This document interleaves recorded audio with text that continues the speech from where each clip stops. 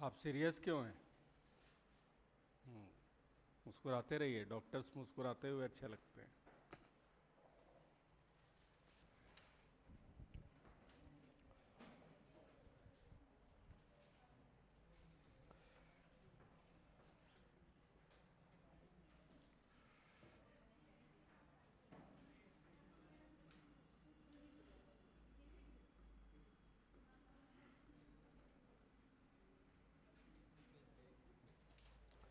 Equilibrium, equilibrium से क्या समझते हैं आप लोग?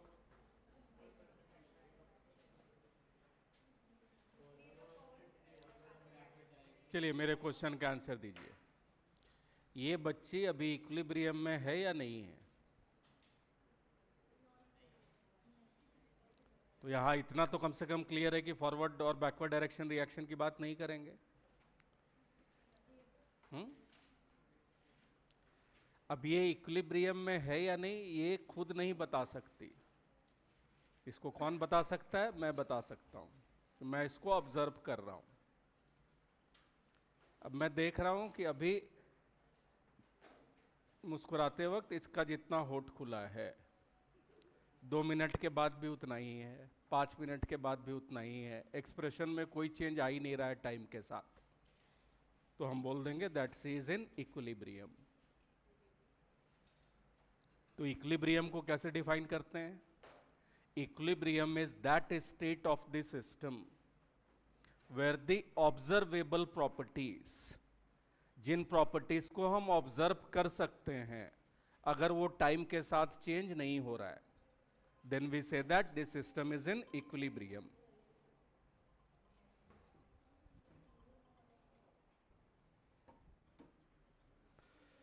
अब थर्मोडायनेमिक सिस्टम का कौन कौन सा प्रॉपर्टीज हम ऑब्जर्व कर सकते हैं आसानी से? Pressure, temperature, volume. तो ये सब अगर टाइम के साथ कांस्टेंट है, इसका मतलब सिस्टम इज इन इक्विलिब्रियम। अब यहां पर हमारे सिलेबस का पार्ट है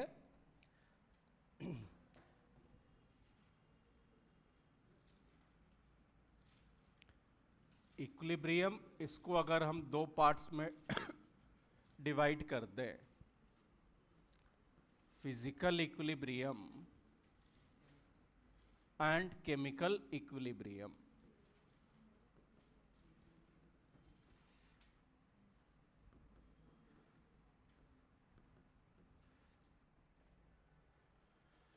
कोई सा भी सिस्टम इक्विलिब्रियम अटेन तभी करेगा when rate of opposing processes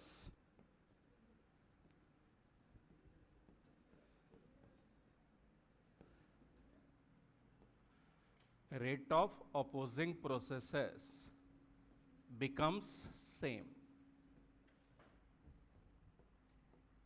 जो भी हम इक्विलिब्रियम पढ़ते हैं that is dynamic in nature.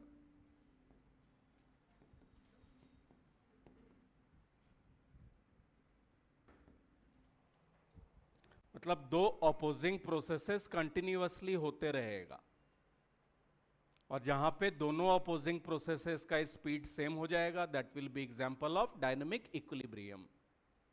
Physical equilibrium में opposing processes will be physical changes, जबकि केमिकल इक्विलिब्रियम में opposing processes will be chemical reactions. Chemical reactions meaning forward and backward direction reaction. तो कोई भी सिस्टम केमिकल इक्विलिब्रियम कब attain करेगा? When rate of forward direction reaction this will become equal to rate of backward direction reaction.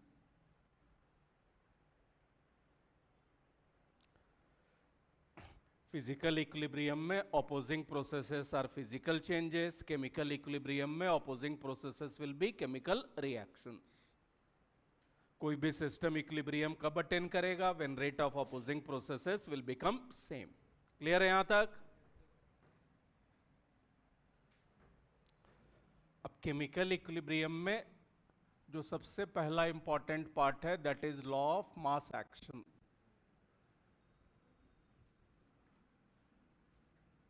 Law of mass action, this was given by Guldberg and Waage।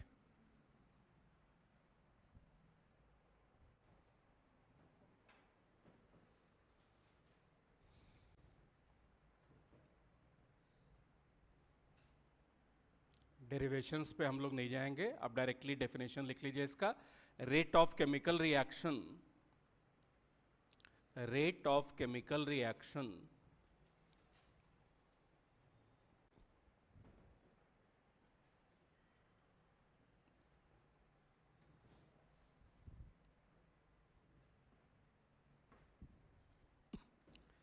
is directly proportional to, rate of chemical reaction is directly proportional to molar concentration of the reactants, molar concentration of the reactants under bracket active mass। तो जब भी आपसे active mass निकालने के लिए बोला जाए मतलब मोलैरिटी निकालना है। The rate of chemical reaction is directly proportional to molar concentration of the reactants raised to their respective numerical coefficient, raised to their respective numerical coefficient।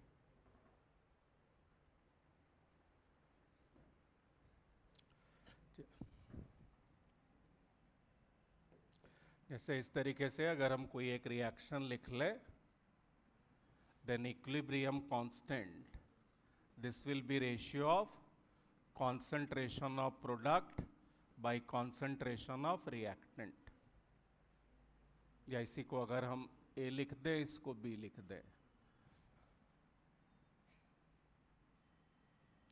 Rate of chemical reaction is directly proportional to molar concentration of the reactants raised to their respective numerical coefficient। Equilibrium constant किसके बराबर आएगा?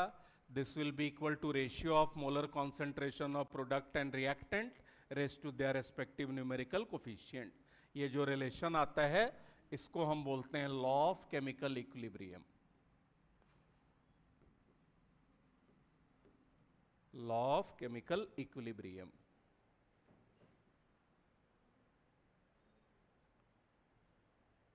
So according to law of chemical equilibrium, equilibrium constant will be ratio of concentration of product and reactant raised to their coefficients।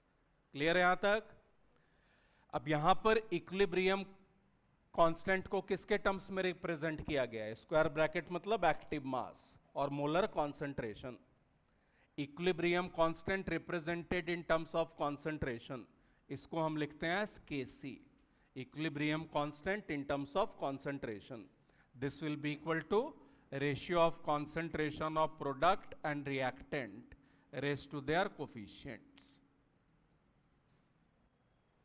यहीं पर equilibrium constant को अगर हम represent कर लें in terms of pressure, then this will be equal to partial pressure of product divided by partial pressure of reactant raised to their coefficients। तो हर जगह पे इक्विलिब्रियम कांस्टेंट क्या होगा? Ratio of product and reactant raised to their coefficients. Kp by Kc, this is equal to RT to the power delta Ng। Kp by Kc, this is equal to RT to the power delta Ng। Delta Ng फिर से क्या होगा? Total gaseous moles of product minus total gaseous moles of reactant.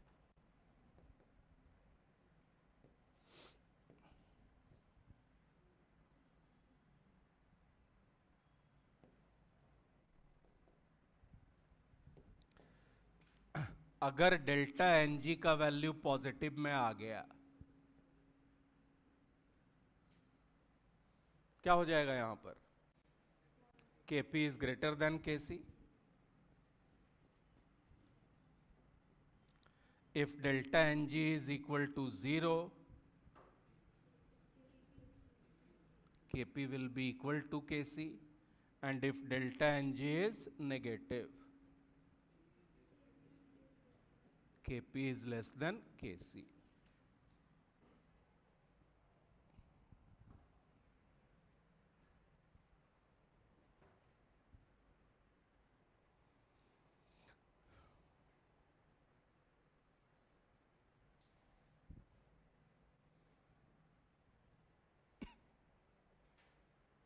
ठीक है।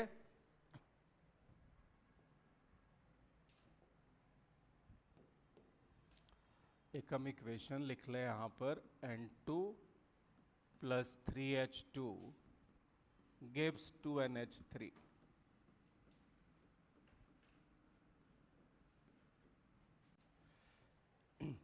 यहां पर Kc का expression, this will B molar concentration of ammonia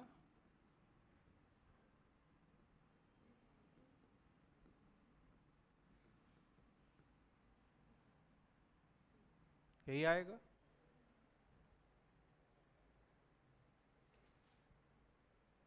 चलिए आप बताइए Kc का यूनिट क्या आएगा बच्चे यहां पे?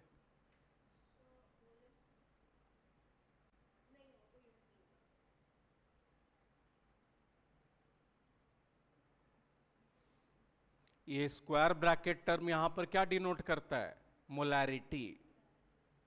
ये क्या आ गया?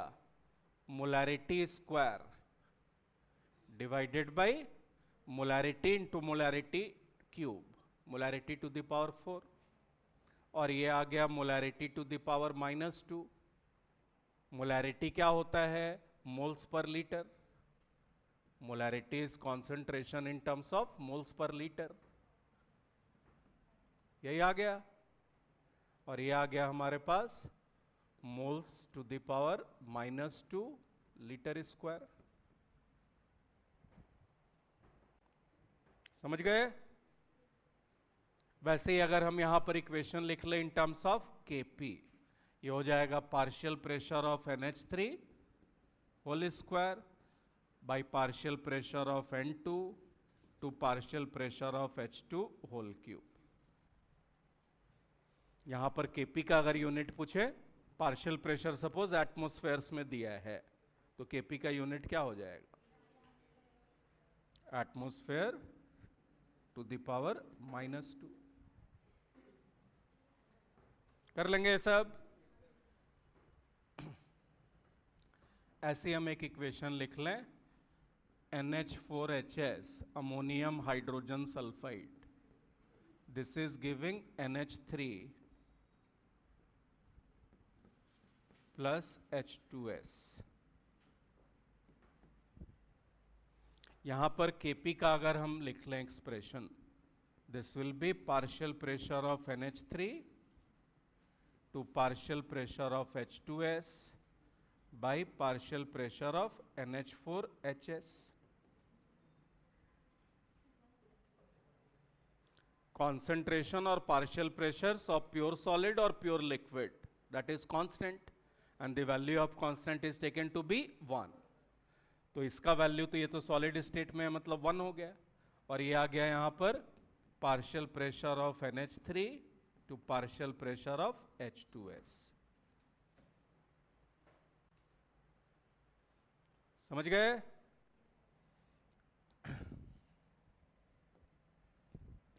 ऐसे अगर हम यहां पे लिख लें CaCO3 gives CaO plus CO2, यहां पर Kp के लिए क्या आ जाएगा? Partial pressure of CO2।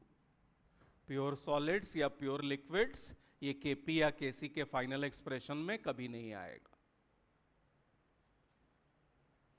कोई कंफ्यूजन यहां तक? चलिए अब देखिए, दो बात कर ले हम लोग। सपोज हमारे पास एक थर्मोडायनेमिक सिस्टम है which has already attend equilibrium.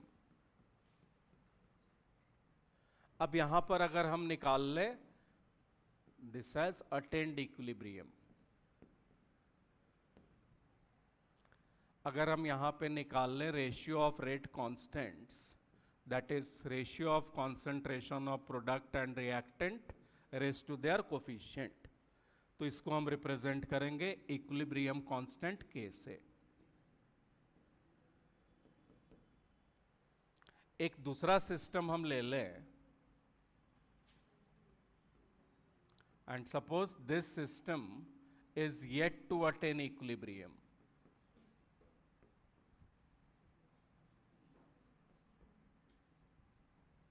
or this system is presently not in equilibrium,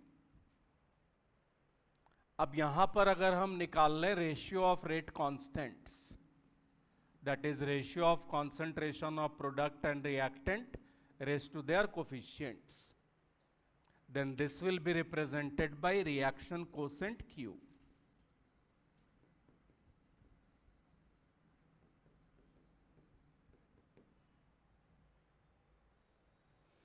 यहीं पर अगर सिस्टम इक्विलिब्रियम अटेन कर लेगा then reaction quotient will be equal to equilibrium constant K. तो Q बेसिकली क्या है?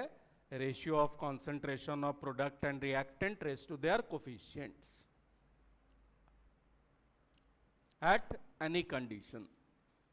यहीं पर अगर सिस्टम इक्विलिब्रियम अटेन कर चुका है तो Q की जगह पर हम इक्विलिब्रियम कांस्टेंट K यूज करते हैं. सबको आ गई बात समझ में?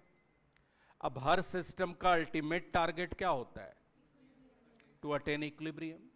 सबको इक्विलिब्रियम अटेन करना है. मैं आपसे बोल दूं यहां पर that Q this is greater than K. मतलब इक्विलिब्रियम पर जो वैल्यू आना चाहिए था उससे ज्यादा वैल्यू आ रहा है Q का. तो Q बेसिकली क्या है? Ratio of concentration of product and reactant. तो Q का वैल्यू अगर ज्यादा आ रहा है इसका मतलब क्या हो गया? इक्विलिब्रियम पर जितना प्रोडक्ट बनना चाहिए था उससे ज्यादा बन चुका है. तो इक्विलिब्रियम अटेन होने के लिए प्रोडक्ट को कम होना पड़ेगा. और प्रोडक्ट कम कैसे होगा? When product will get converted to reactant, so a reaction will proceed in backward direction. सबको आई बात समझ में?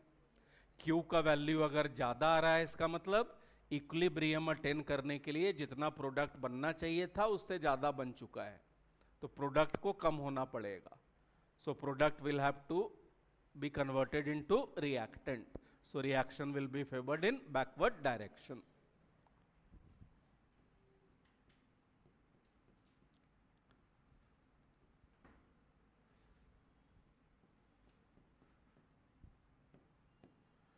यहीं पर अगर मैं आपसे बोल देता that Q is less than K,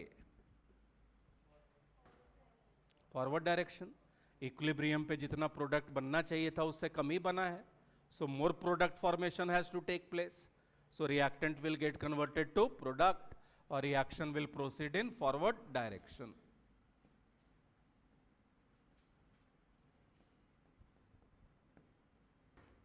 And if Q is equal to K, that means system has already attained equilibrium.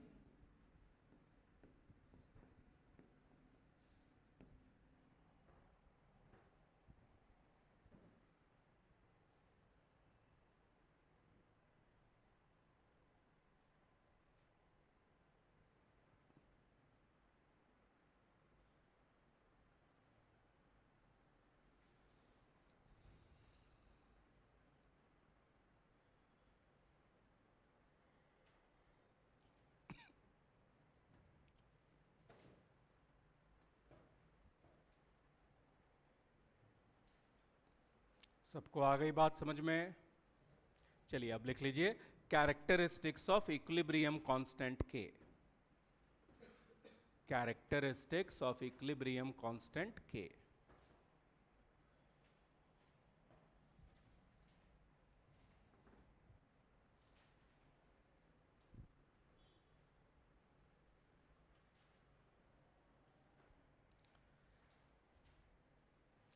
Equilibrium constant K basically क्या है?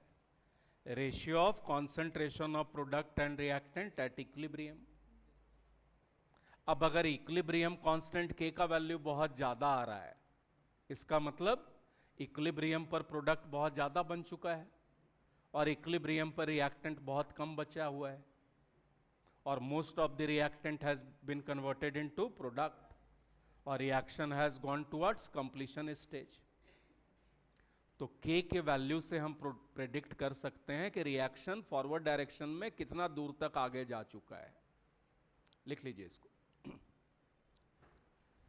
पहला point tells us about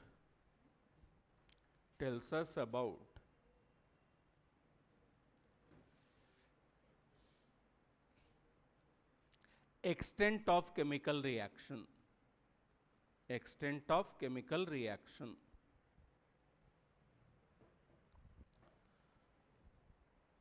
more is the value of k, more is the value of k,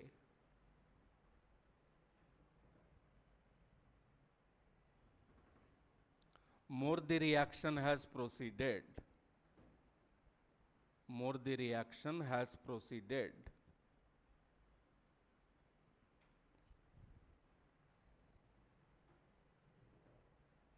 towards the completion stage. More is the value of k, more the reaction has proceeded towards the completion stage. तो 4 reaction आपको दिया है और चारों के लिए equilibrium constant k का value दिया है. आपसे पूछ दिया which of this has proceeded farthest towards completion stage, तो वहां पे बस क्या देखेंगे, जहां पर k का वैल्यू मैक्सिमम है. Second point, equilibrium constant k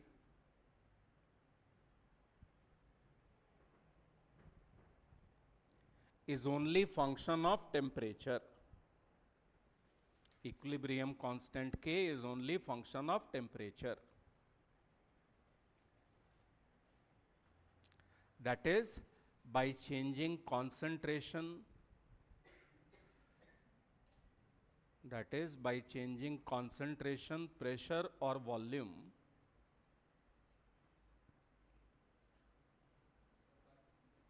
that is by changing concentration, pressure or volume, the value of equilibrium constant does not change.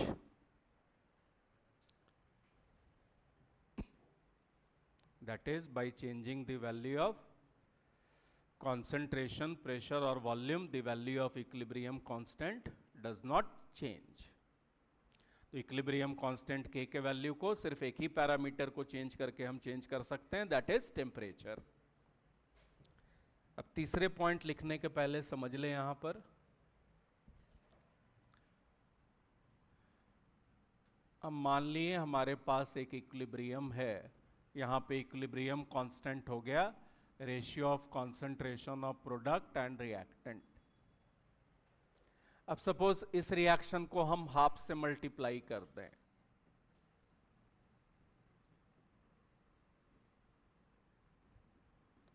ये हो गया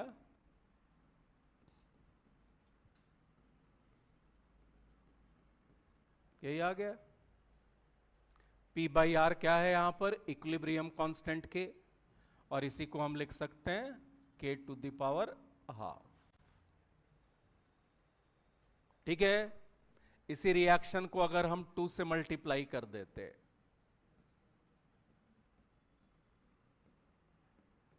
ये आ गया p square by R square, और ये आ गया k स्क्वायर.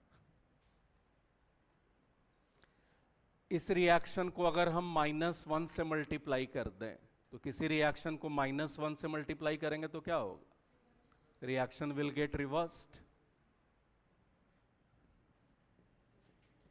क्या आ जाएगा यहां पर k dash, this will B r upon p, या इसी को हम लिख सकते हैं 1 by p upon r, that is 1 by k और k टू द पावर -1. तो रिएक्शन अगर हाफ से मल्टीप्लाई हुआ तो k का पावर हाफ हो गया, रिएक्शन 2 से मल्टीप्लाई हुआ तो k का पावर 2 हो गया, रिएक्शन -1 से मल्टीप्लाई हुआ मतलब रिएक्शन को अगर हमने रिवर्स कर दिया, then equilibrium constant will get इनवर्स्ड.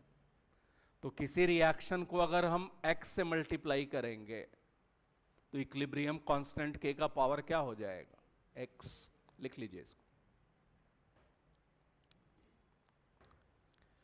If a reaction is multiplied by x, if a reaction is multiplied by x,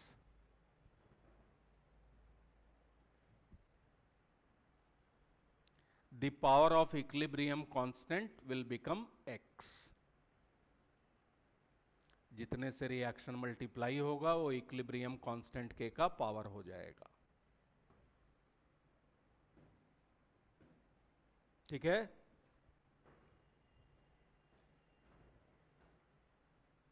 चलिए लास्ट जल्दी से बचाइएगा बच्चे आप। मैं यहाँ पे एक रिएक्शन लिख दूं, N2 + 3H2 गिव्स 2NH3। यहाँ पर K का वैल्यू आपको दिया है 100। आपसे पूछ दिया यहाँ पर NH3 is dissociating nitrogen and hydrogen. यहाँ पर K का वैल्यू क्या होगा?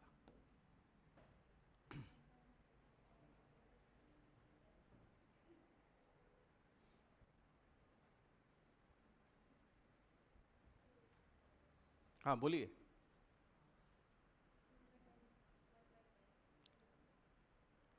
1/10। Very good. बस हमें क्या देखना है, ये रिएक्शन को कितने से मल्टीप्लाई करेंगे तो ये रिएक्शन आ जाएगा?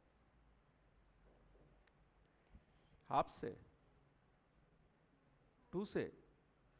इसको 2 से मल्टीप्लाई कर दें तब तो आ गया 2N2 + 6H2। एक तो सबसे पहले ये रिएक्शन रिवर्स हो रहा है, रिवर्स हो रहा है मतलब -1, और दूसरा हाफ हो रहा है, तो -1 × हाफ कितना हो गया?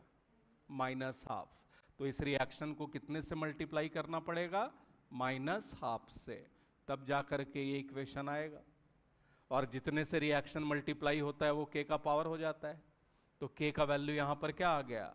100⁻⁻², दैट इज 1/√100 और 1/10। This is 0.1।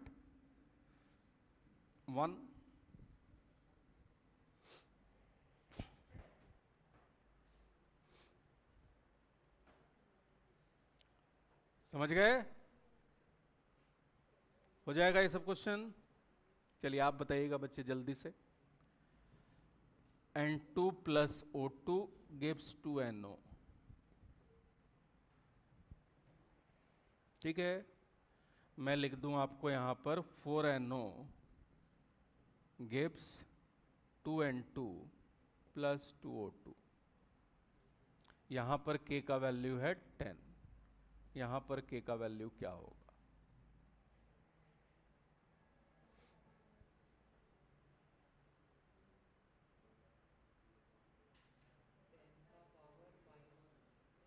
टेन का पावर -2, यही आ रहा है।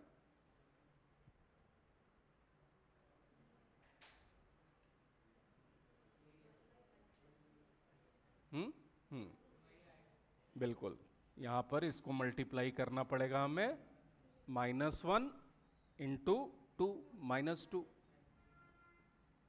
तो यह आ गया 10 का पावर -2, दैट इज 1/100।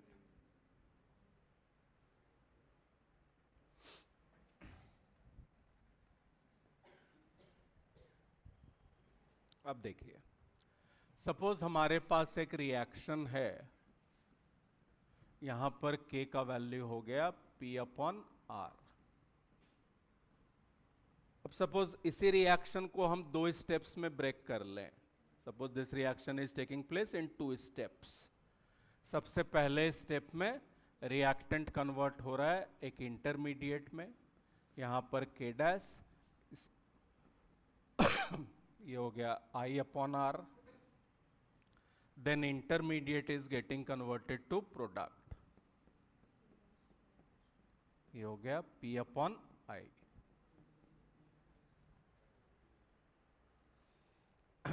अगर हम इन दोनों रिएक्शंस को ऐड कर दें तो पेरेंट रिएक्शन आ जाएगा। अगर इन दोनों रिएक्शंस को हम ऐड कर दें तो पेरेंट रिएक्शन आ जाएगा। अगर हम यहां पे कर ले K dash multiplied by K double dash, K dash ये हो गया I/R, K डबल डैश ये हो गया P/I, ये आ गया P/R, and P/R this is the value of equilibrium constant K।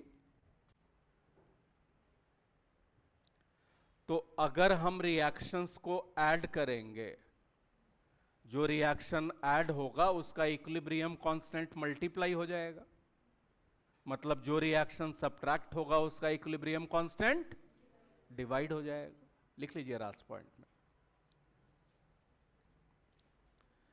if reactions are added, if reactions are added,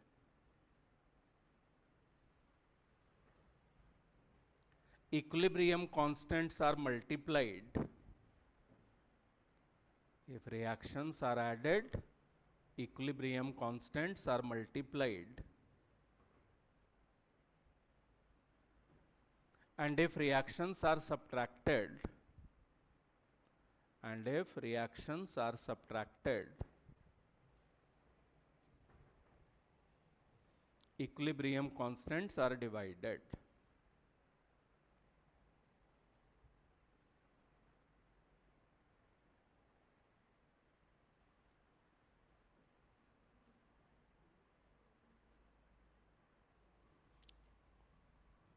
next लिख लेंगे कैरेक्टरिस्टिक्स ऑफ केमिकल इक्विलिब्रियम,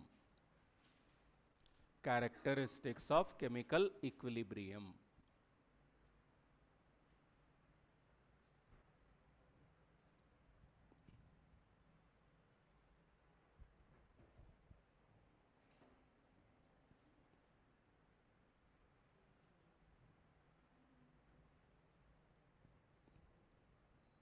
इसमें सबसे पहला, chemical equilibrium is dynamic in nature, chemical equilibrium is dynamic in nature,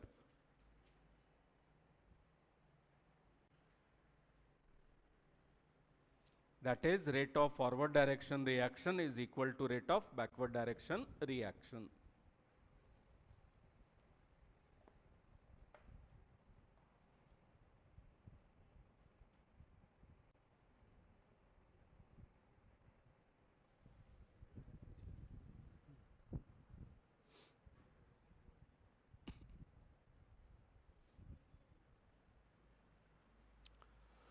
दूसरे point में, at equilibrium the value of delta G, this is equal to 0.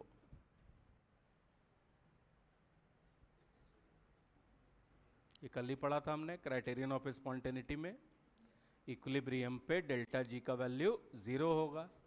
Eight equilibrium delta S total this is equal to 0।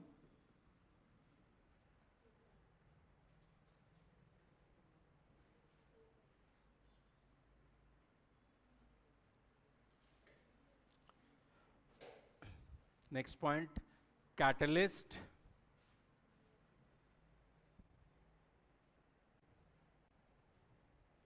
affects both forward and backward direction reaction.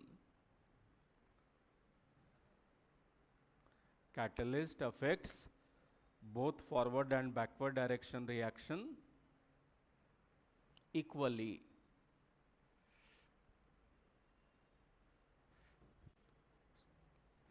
Catalyst affects both forward and backward direction reaction equally. So it has no effect on equilibrium constant or equilibrium. So it has no effect on equilibrium constant or equilibrium.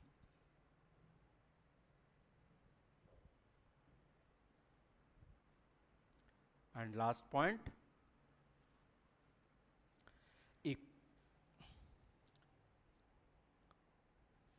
equilibrium containing gaseous species, equilibrium containing gaseous species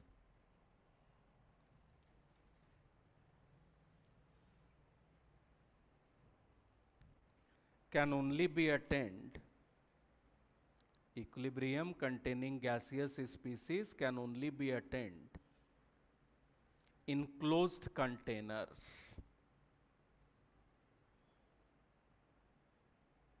इतना तो सब सोच ही सकते हैं, gas अगर है और open container है तब तो गैस बाहर ही निकल जाएगा। तो गैसियस स्पीसीज के केस में इक्विलिब्रियम अटेन कराना है तो क्लोज कंटेनर लेना पड़ेगा।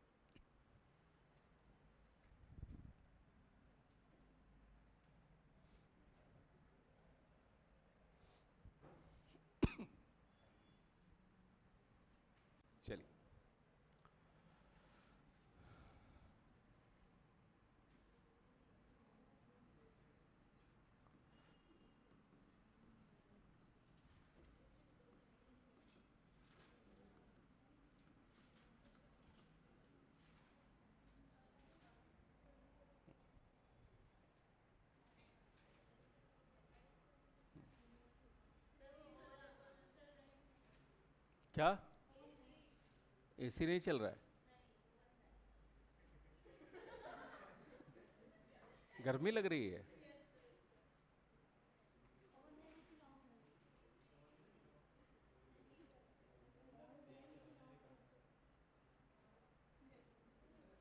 किसको किसको गर्मी लग रहा है, हाथ उठाइए।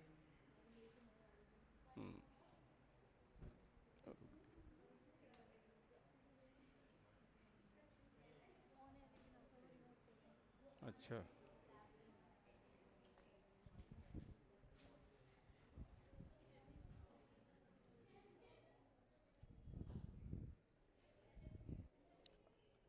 अंकित, अंकित,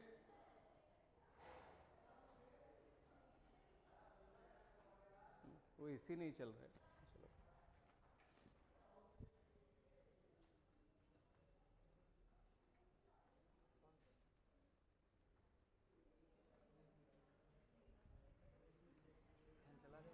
हाँ, एसी चला। AC AC.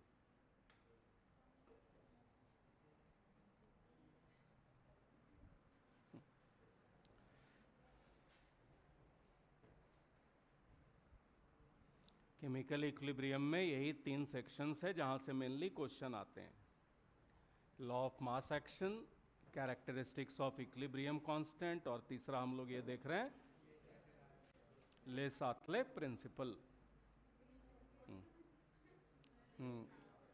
फ्रेंच साइंटिस्ट है ले सातले प्रिंसिपल, इसी को ले सातले, इसको इंग्लिश में बोलते हैं ली चैटलियर्स, और हिंदी में तो कुछ भी बोल लीजिए।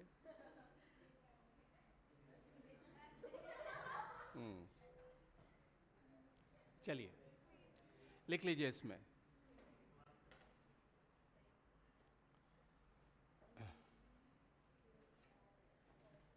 whenever to a system in equilibrium, whenever to a system in equilibrium,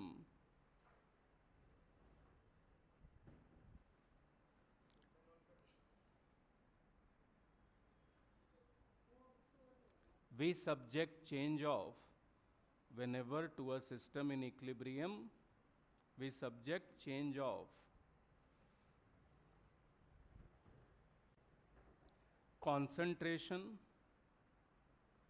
temperature or pressure, concentration, temperature or pressure,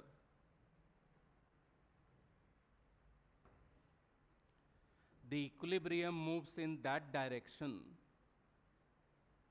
the equilibrium moves in that direction so as to nullify the change, so as to nullify the change.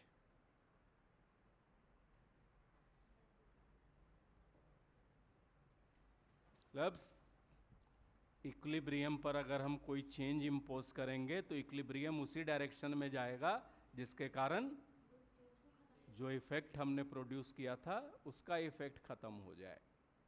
जैसे मैं एक example ले लूँ, यहाँ पे ये राणा जी हैं, राणा जी का एक इक्विलिब्रियम मेंटेन्ड है। अब सपोज मैं यहाँ पर इस डायरेक्शन में फोर्स लगा दूँ,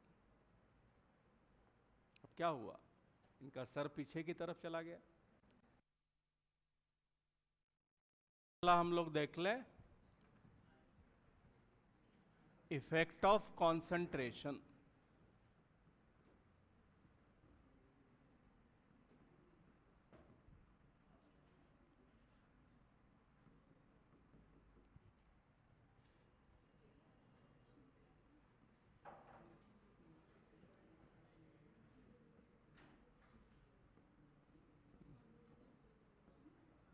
चलिए यहां पे ध्यान लगाइए, इक्विलिब्रियम कांस्टेंट के this is ratio of concentration of product and reactant. Equilibrium constant के का वैल्यू सिर्फ किस तरीके से चेंज कर सकते हैं, टेम्परेचर को चेंज करके। मतलब कंसंट्रेशन को अगर हम चेंज करेंगे तो इक्विलिब्रियम कांस्टेंट का तो वैल्यू चेंज होना नहीं। अब सपोज इक्विलिब्रियम पर हम लोग रिएक्टेंट का कॉन्सेंट्रेशन बढ़ा दें, तो रिएक्टेंट के कॉन्सेंट्रेशन को बढ़ा दें फिर भी इक्विलिब्रियम कांस्टेंट का वैल्यू सेम रह जाए, कैसे पॉसिबल होगा ये? प्रोडक्ट को बढ़ना पड़ेगा। और प्रोडक्ट कैसे बढ़ेगा? When reactant will get converted to product, so reaction will proceed in forward direction. वैसे इक्विलिब्रियम पर प्रोडक्ट का बढ़ा दिए तो रिएक्टेंट को बढ़ना पड़ेगा, so reaction will proceed in backward direction. समझ रहे हैं आप? इक्विलिब्रियम पे रिएक्टेंट के कॉन्सेंट्रेशन को कम कर दें, क्या होगा? प्रोडक्ट को कम होना पड़ेगा। रिएक्टेंट को कम किए तो के वैल्यू को सेम रखने के लिए प्रोडक्ट को कम होना पड़ेगा, सो अगेन बैकवर्ड डायरेक्शन। समझ गए? लिख लीजिए इसको। When the concentration of reactant is increased, when the concentration of reactant is increased or the concentration of product is decreased, when the concentration of reactant is increased or the concentration of product is decreased,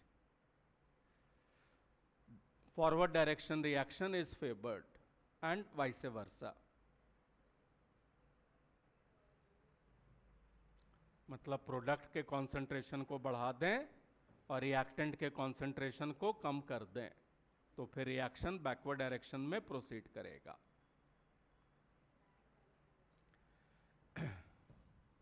second, effect of temperature.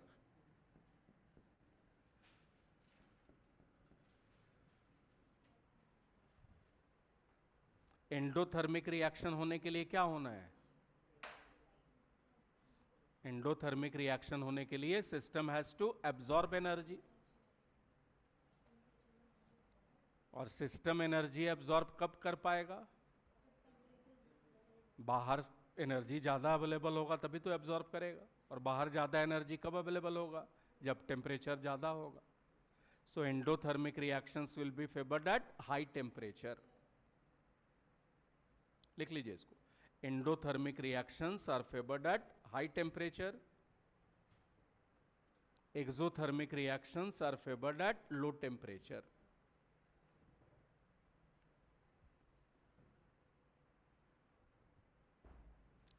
जैसे मैं यहां पर एक reaction लिख दूं, N2 plus O2 gives 2NO। यहां पे आपको दिया है delta H is positive. Delta H positive मतलब रिएक्शन एंडोथर्मिक है एक्सोथर्मिक है? Endothermic. And endothermic reactions are favoured at high temperature. Equilibrium favoured मतलब फॉरवर्ड डायरेक्शन फेवर्ड। वैसे ही अगर हम यहां पे लिख देते N2 plus 3H2 gives 2NH3,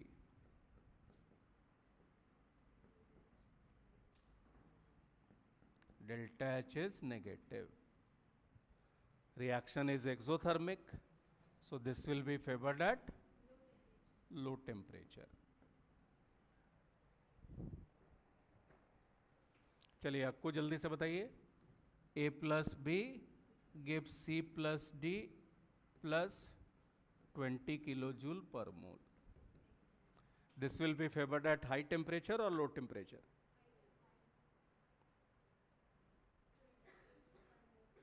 यहां एनर्जी रिलीज हो रहा है, एब्जॉर्ब हो रहा है?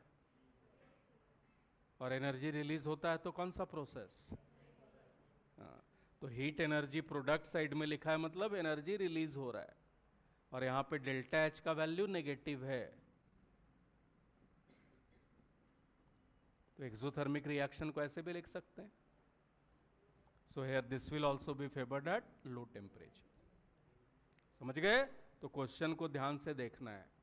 अगर हीट एनर्जी साथ में दिया है तो प्रोडक्ट साइड में दिया होगा, प्रोडक्ट साइड में दिया है मतलब एनर्जी इज रिलीज्ड, और डेल्टा एच के टर्म्स में दिया है तब तो आसान है। डेल्टा एच पॉजिटिव मतलब एंडोथर्मिक, डेल्टा एच नेगेटिव मतलब एक्सोथर्मिक। बैठ जाइए।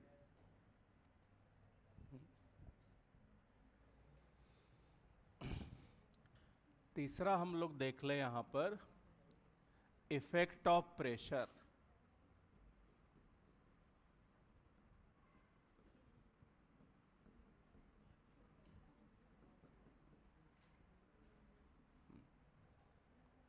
इसको पहले समझ जाइए एक बार। सपोज आपके पास एक इक्वेशन है PCl5 gives PCl3 plus Cl2।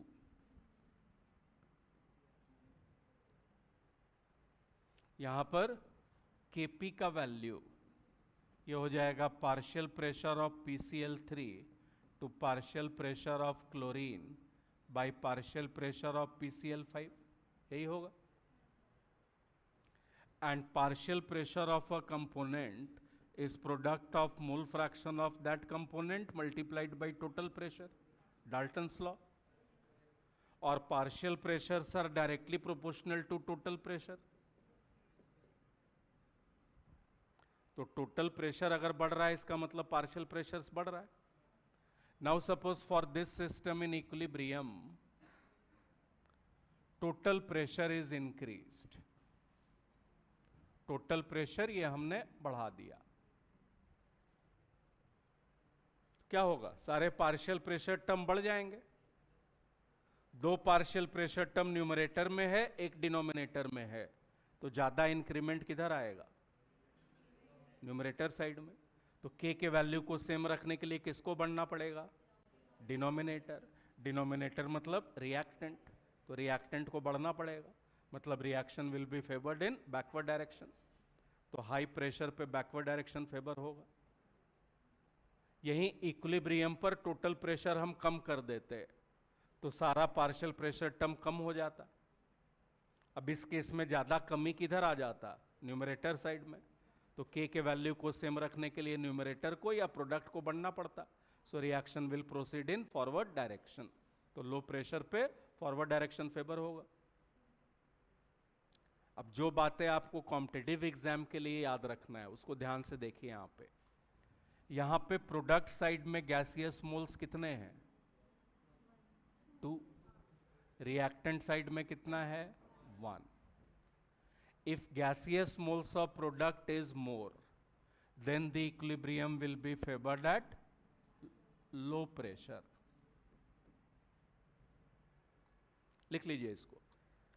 If gaseous moles of product is more,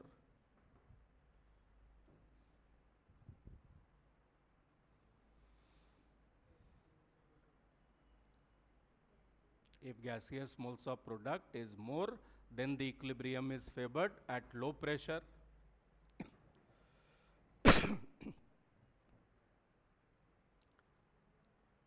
If gaseous moles of product is less, if gaseous moles of product is less, then the equilibrium is favored at high pressure.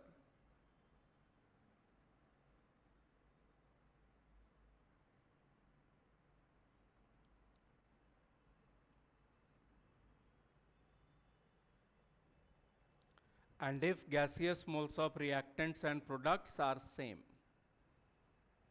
and if gaseous moles of reactants and products are same, then there is no effect of pressure. जैसे यहीं पे अगर मैं लिख देता N2 plus 3H2 gives 2NH3, यहाँ पे gaseous moles product के हैं 2, गैसियस मोल्स ऑफ रिएक्टेंट 4, तो प्रोडक्ट का गैसियस मोल्स कम है। प्रोडक्ट का गैसियस मोल्स अगर कम है इसका मतलब this will be favoured at high pressure. H2 plus Cl2 gives 2HCl।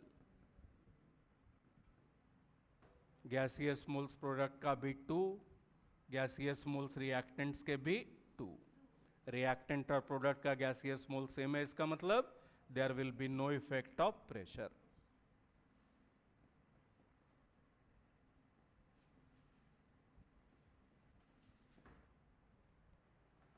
सबको आ गई बात समझ में?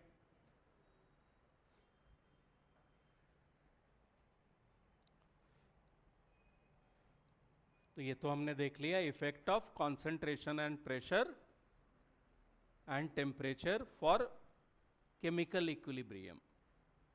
अब effect of pressure and temperature ये हम फिजिकल इक्विलिब्रियम के केस में कैसे अप्लाई करेंगे? जैसे मैं आपको दे दूं यहां पर ice water equilibrium,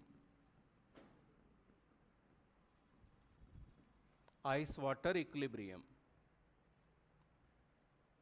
this will be favored at high temperature, low temperature, high pressure, low pressure.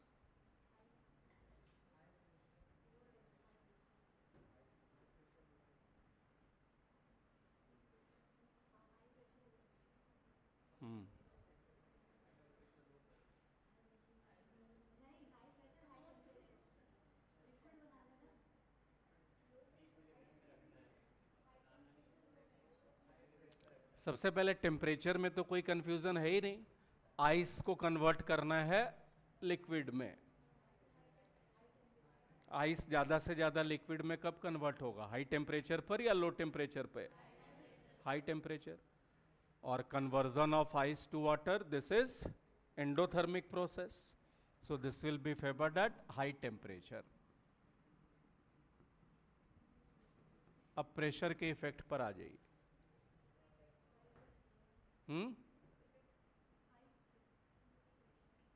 इसको भी यूज करते रहना है। आप मान लीजिए आपके पास दो आइस ब्लॉक्स पड़े हैं, एक आइस ब्लॉक यहां पर है, एक आइस ब्लॉक यहां पर है। एक आइस ब्लॉक को आपने एज इट इज छोड़ दिया और दूसरे आइस ब्लॉक को लगातार क्रशर से क्रश कर रहे हैं। किस केस में वो जल्दी लिक्विड स्टेट में आ जाएगा? जहां क्रश कर रहे हैं। क्रश कर रहे हैं मतलब प्रेशर अप्लाई कर रहे हैं, तो एक बार प्रेशर बढ़ा देंगे तो ice to water conversion faster हो जाएगा। So forward direction will also be favoured at high pressure. Pressure बढ़ाने से वॉल्यूम क्या होता है? कम होता है। प्रेशर बढ़ाएंगे तो system will get compressed, volume will decrease. तो जब भी इफेक्ट ऑफ प्रेशर देखना है हम वॉल्यूम को कंपेयर कर लेंगे। मतलब रिएक्टेंट से प्रोडक्ट साइड जाने में वॉल्यूम को कम करना है या बढ़ाना है? आइस, इसका डेंसिटी वाटर से ज्यादा होता है, कम होता है? कम। आइस फ्लोट्स ऑन वाटर, तो आइस का डेंसिटी कम होता है, और डेंसिटी कम का मतलब हो गया वॉल्यूम ज्यादा।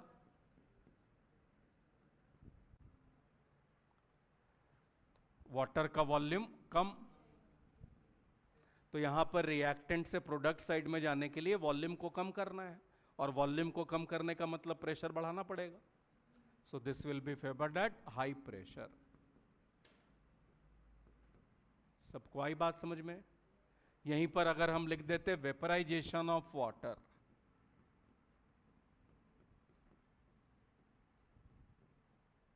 बताइए टेम्परेचर प्रेशर। टेम्परेचर तो हाई रहेगा ही, फिर से vaporization is endothermic, high temperature. Volume liquid और गैस में ज्यादा किसका होता है? कौन ज्यादा वॉल्यूम ऑक्यूपाई करता है? गैस। तो यहां पर वॉल्यूम को बढ़ाना है हमें, और वॉल्यूम को बढ़ाने का मतलब प्रेशर को लो रखना पड़ेगा।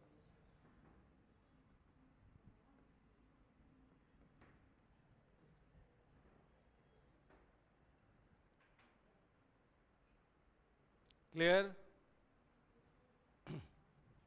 नेक्स्ट लिखिए,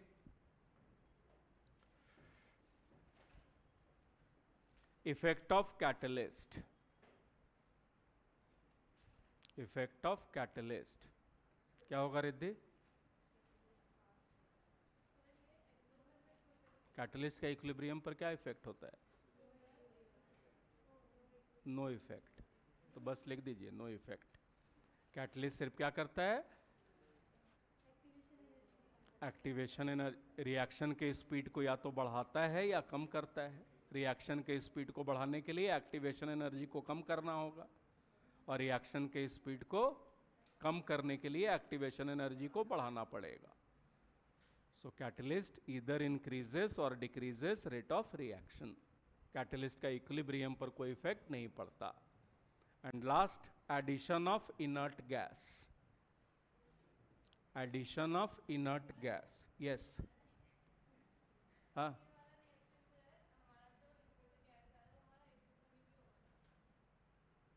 लिक्विड से गैस कन्वर्जन, लिक्विड को आपको वेपराइज करना है तो टेम्परेचर बढ़ाना पड़ेगा या कम करना पड़ेगा? और टेम्परेचर बढ़ा के कोई प्रोसेस होता है, मतलब एंडोथर्मिक।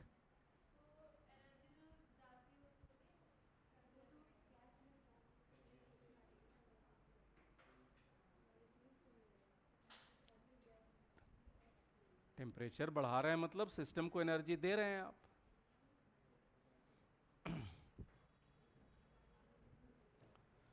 कोई भी रिएक्शन हाई टेम्परेचर पर फेवर हो रहा है मतलब एंडोथर्मिक, लो टेम्परेचर पर फेवर हो रहा है मतलब एक्सोथर्मिक।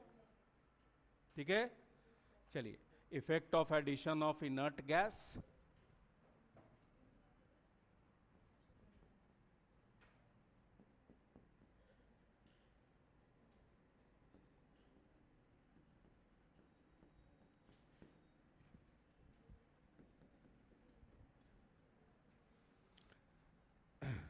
इसमें सबसे पहला, at constant volume.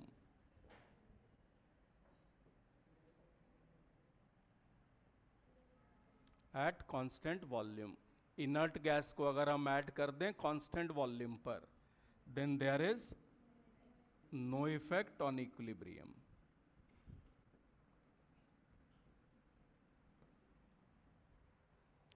And if inert gas is added at constant pressure,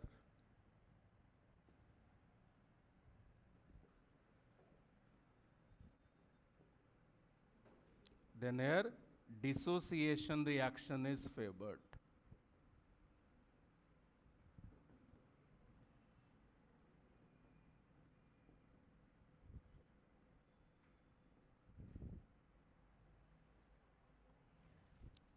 That is, that direction reaction is favored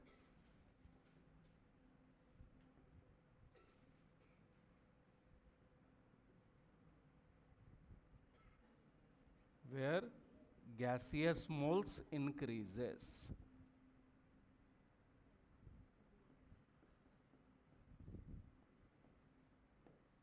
That is, that direction reaction is favored where gaseous moles increases. मतलब product का gaseous moles ज़्यादा है तो forward direction favour होगा, reactant का gaseous moles ज़्यादा है तो बैकवर्ड डायरेक्शन फेवर होगा। समझ गए? चलिए, अब कितना समझ गए जल्दी से एक रिएक्शन से रिवाइज कर लें हम लोग। हमारे पास है N2 plus 3H2 gives 2NH3, delta H ये नेगेटिव है, यहाँ पर this is Haber's process for synthesis of ammonia. एक एक करके बताते जाइए। आपको लेबोरेटरी में अमोनिया बनाना है। सबसे पहला, इफेक्ट ऑफ कॉन्सेंट्रेशन। अमोनिया ज़्यादा से ज़्यादा बने, इसके लिए आप क्या करेंगे?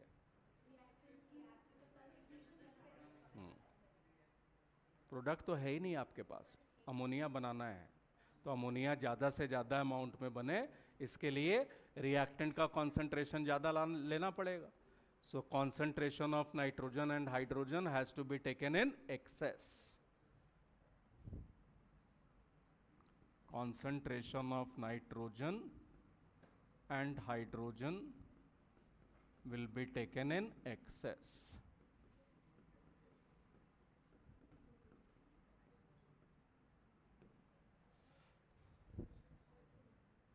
Effect of temperature,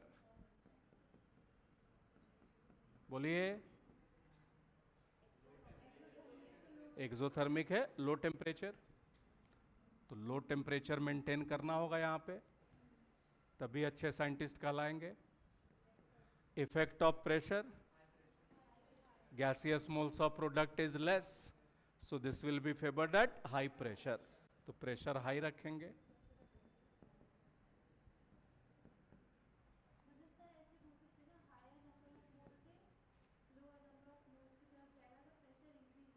बिल्कुल।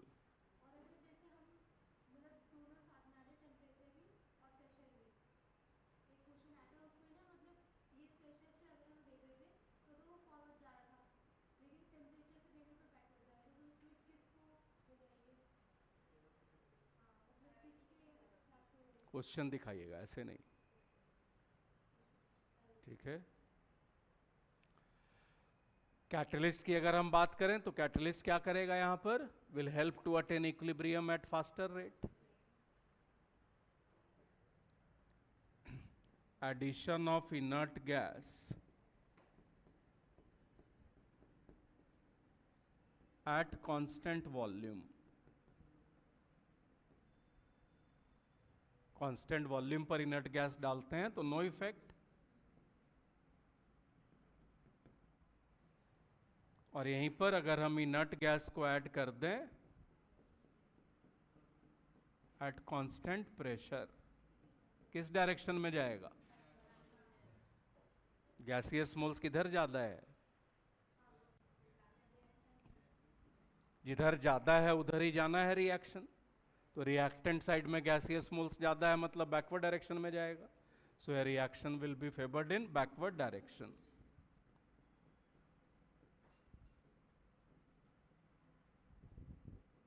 That is here ammonia will start dissociating to nitrogen and hydrogen. हो जाएगा इस पे भी क्वेश्चंस?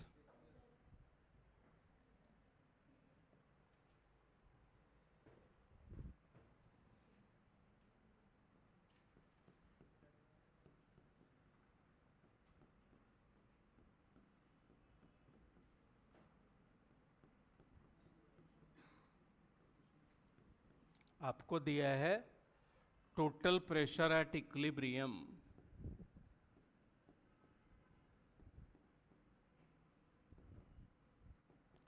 इज 10 एटमॉस्फेयर्स। आपसे पूछ दिया केपी का वैल्यू क्या है।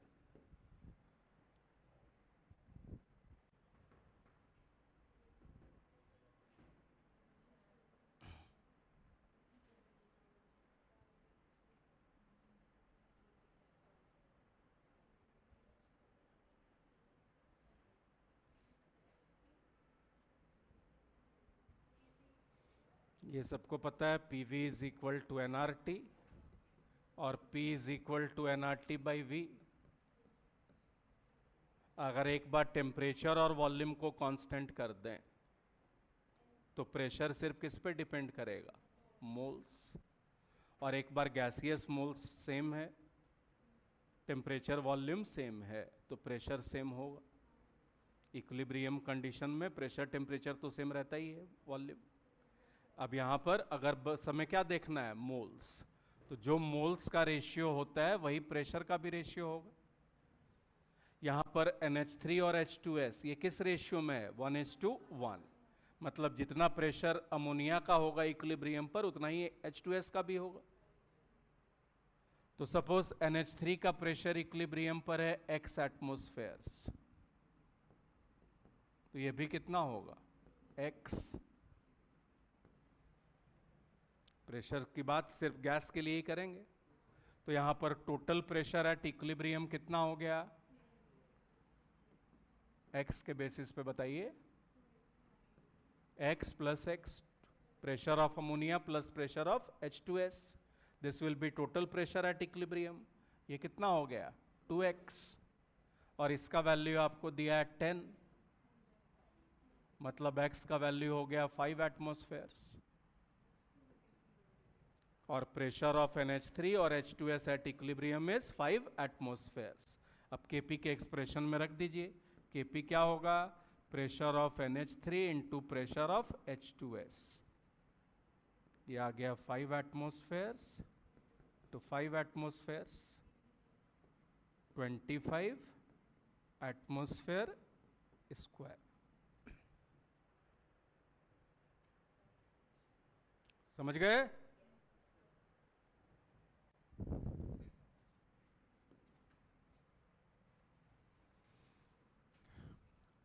To NOBr gives 2NO plus Br2।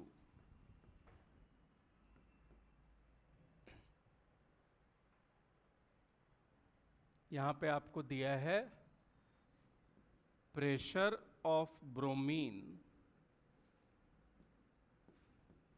Eight equilibrium is P/9 and total pressure at equilibrium is P। आपको बताना है Kp अपॉन P का वैल्यू क्या होगा। इस तरीके से ऑप्शन दिया है 1/9, 1/18, 1/27, 1/81।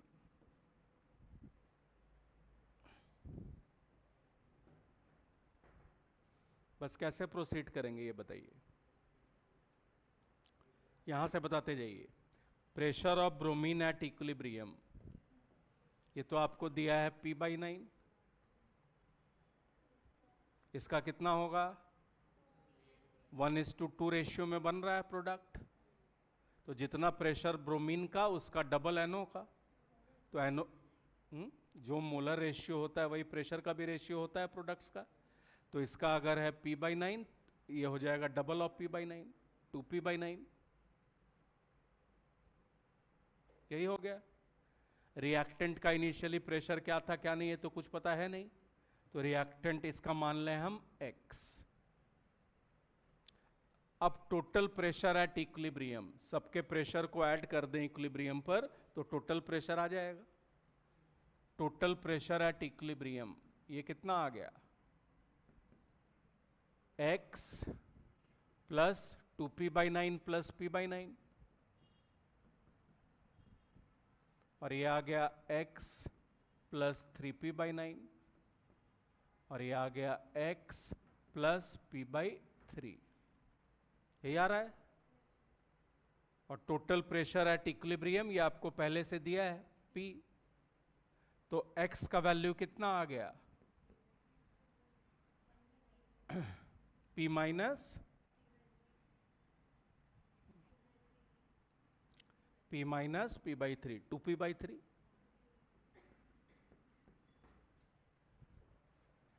इसका वैल्यू आ गया 2P/3।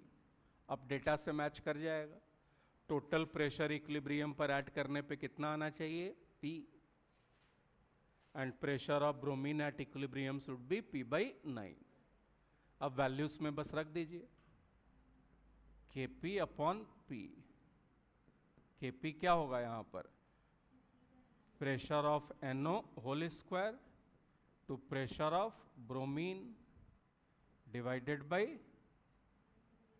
Pressure of NOBr whole square whole divided by P। यही करना है।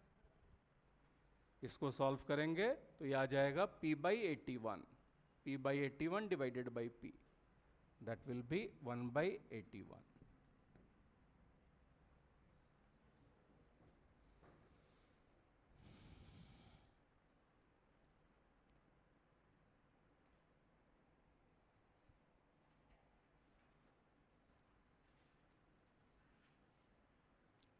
तो इस पे कुछ न्यूमेरिकल्स ट्राई कर लेंगे आप लोग।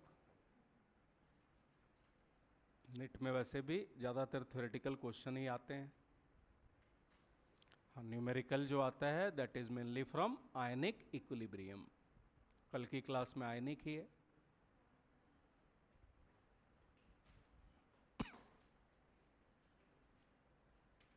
थर्मोडायनेमिक्स का क्वेश्चन ट्राई किया था किसी ने? किसी ने नहीं? कल थे आप क्लास में?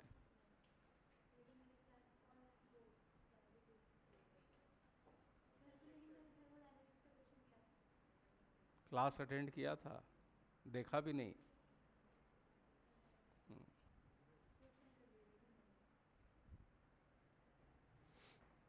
जो काम आपको खुद करने में 8 से 10 घंटे लगेंगे, उसी काम को मैं कॉम्प्रेस करके दे रहा हूं आपको यहाँ पे। तो हमारा पर्पस क्या है? कि कम से कम टाइम में आप ज़्यादा से ज़्यादा चीज़ें अटेम्प्ट कर पाएं। आपने भी नहीं किया था बच्चे? टाइम नहीं मिला? डीपीपी मिल रहा है आप लोग को? कर लिया?